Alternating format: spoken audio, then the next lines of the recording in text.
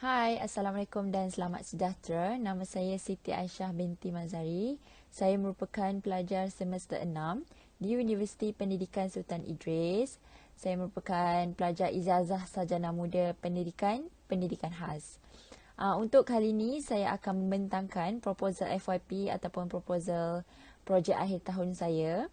Saya telah memilih tajuk analisis keperluan pendidikan seksualiti murid bermasalah pembelajaran di sekolah menengah.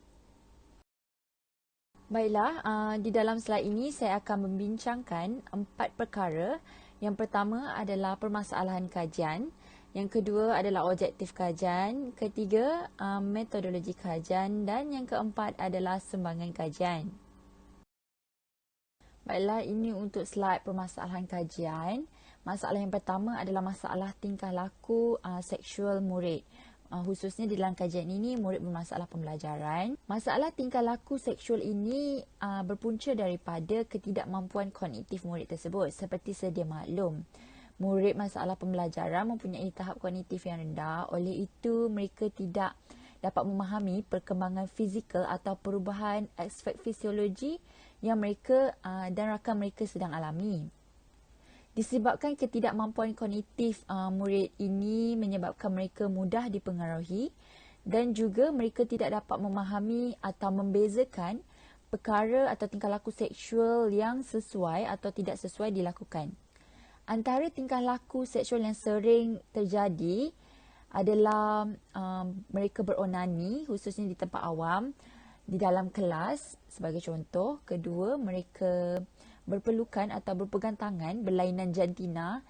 Hal ini sering berlaku di dalam kelas, terutamanya PPKI di sekolah menengah, di mana mereka biasa melakukan tingkah laku tersebut di rumah dengan ibu bapa dan adik-beradik. Namun bila sampai di sekolah, mereka rasa benda tu sesuai untuk dilakukan, walhal ia tidak sesuai.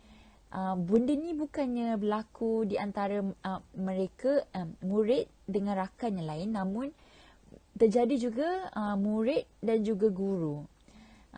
Dan ini menyebabkan kita di Malaysia terutamanya memerlukan penyampaian pengetahuan ini kepada murid bahawa tingkah laku yang dilakukan itu tidak sesuai, namun masih tiada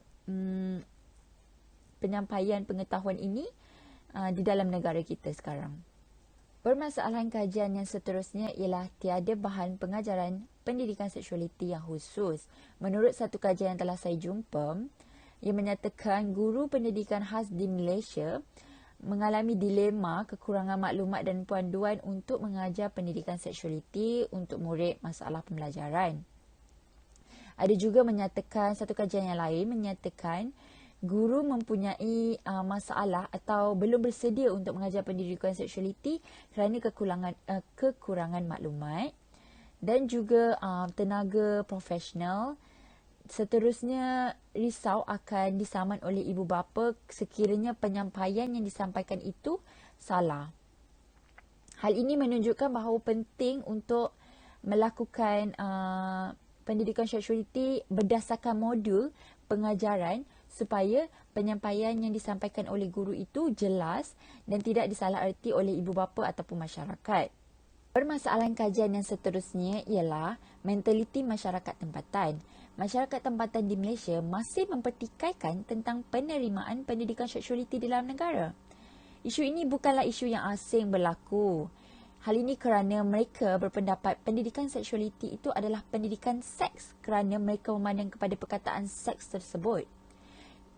Kita tinggal di dalam negara Malaysia yang mempunyai pelbagai budaya, pelbagai agama, khususnya agama Islam yang memandang perkataan seks itu seperti perkataan yang tidak perlu dibincangkan secara umum, walhal ia sangat penting apatah lagi untuk diajar kepada anak-anak atau kanak-kanak, khususnya kanak-kanak yang mempunyai masalah pembelajaran kerana mereka mempunyai kognitif yang rendah.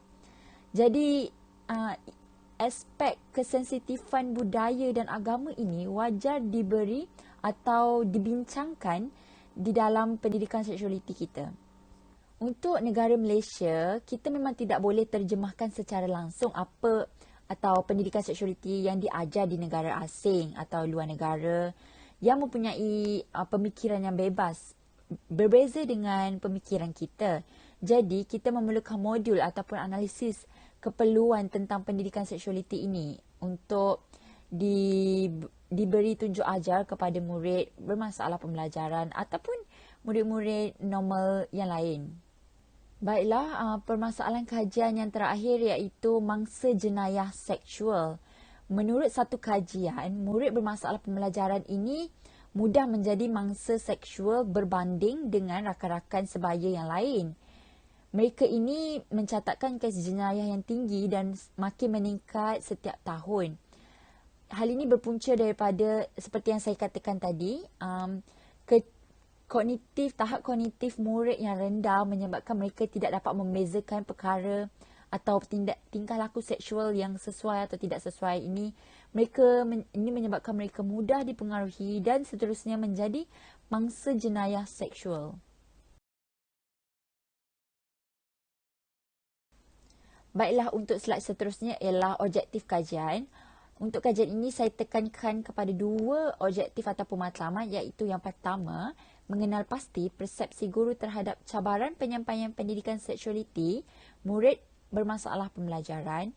Yang kedua adalah mengenal pasti persepsi guru terhadap kepentingan pendidikan seksualiti kepada murid bermasalah pembelajaran. Saya ingin mengenal pasti pandangan ataupun pendapat mengenai cabaran dan juga kepentingan pendidikan seksualiti bagi murid bermasalah pembelajaran di PPKI sekolah menengah. Baiklah, slide seterusnya ini saya akan membincangkan metodologi kajian. Kajian ini menggunakan pendekatan kualitatif bagi memenuhi setiap persoalan kajian. Disebabkan kajian ini melibatkan pandangan guru terhadap pendidikan seksualiti, jadi ia tidak memerlukan jawapan yang berbentuk angka ataupun secara kuantitatif. Oleh itu, pendekatan kualitatif ini yang paling sesuai digunakan di dalam kajian ini kerana jawapan bukan di dalam bentuk angka ataupun secara kuantitatif. Tempat bagi menjalankan kajian ini adalah di sekolah menengah yang mempunyai PPKI. Kumpulan sasaran saya pula ialah guru-guru pendidikan khas di PPKI sekolah menengah. Responden kajian ini saya gunakan secara persempelan bertujuan ataupun secara rawak saya akan temu bual guru-guru di sekolah tersebut mengenai pandangan mereka terhadap cabaran dan juga kepentingan pendidikan seksualiti. Seterusnya, kaedah kutipan data saya pula ialah saya menggunakan kaedah pemerhatian dan juga temu bual.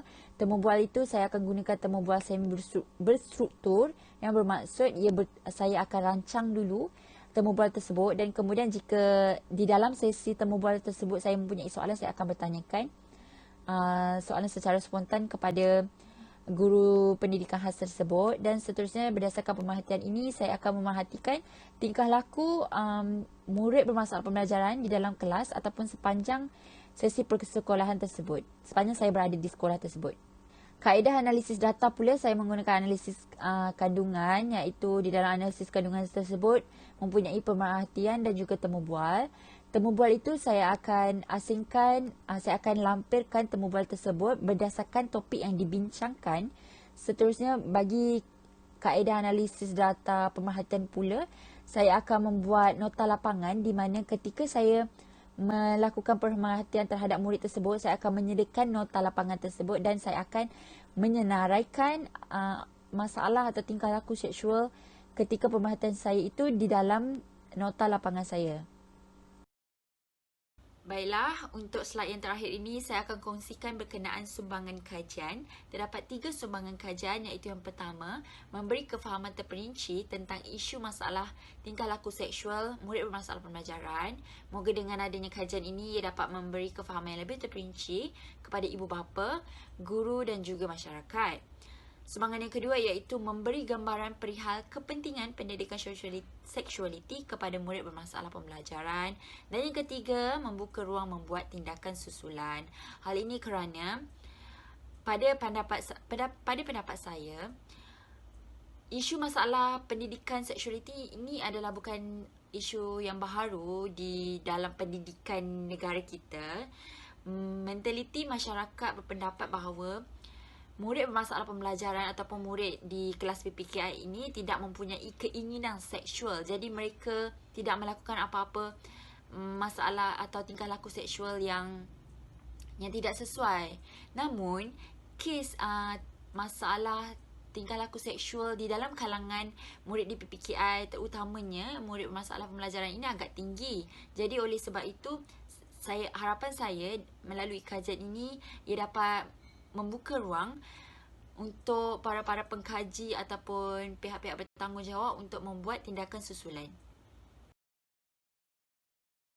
Jadi natijahnya, tajuk projek akhir tahun saya iaitu analisis keperluan pendidikan seksualiti murid bermasalah pembelajaran di sekolah menengah ini berpotensi untuk pergi jauh kerana pendidikan seksualiti ini bukanlah satu isu yang baru berlaku di dalam negara kita dan kita perlu contohi negara-negara yang lain yang mempunyai subjek ataupun modul khusus mengenai pendidikan seksualiti untuk menangani masalah tingkah laku seksual murid bermasalah pembelajaran dan seterusnya dapat memberi pengetahuan yang lebih terperinci kepada bukan kepada murid sahaja, malah kepada guru, ibu bapa dan juga masyarakat. Jadi sampai situ sajalah perbincangan ataupun slide proposal projek akhir tahun saya. Saya ingin ucapkan terima kasih kepada Dr. Hasrul kerana membimbing, memberi ilmu dan tunjuk ajar tidak putus kepada saya dan juga rakan-rakan sekelas yang lain. Seterusnya saya ingin ucapkan terima kasih kepada keluarga dan rakan-rakan kerana membantu dan menyokong saya bagi menyiapkan proposal ini. Terima kasih. Assalamualaikum.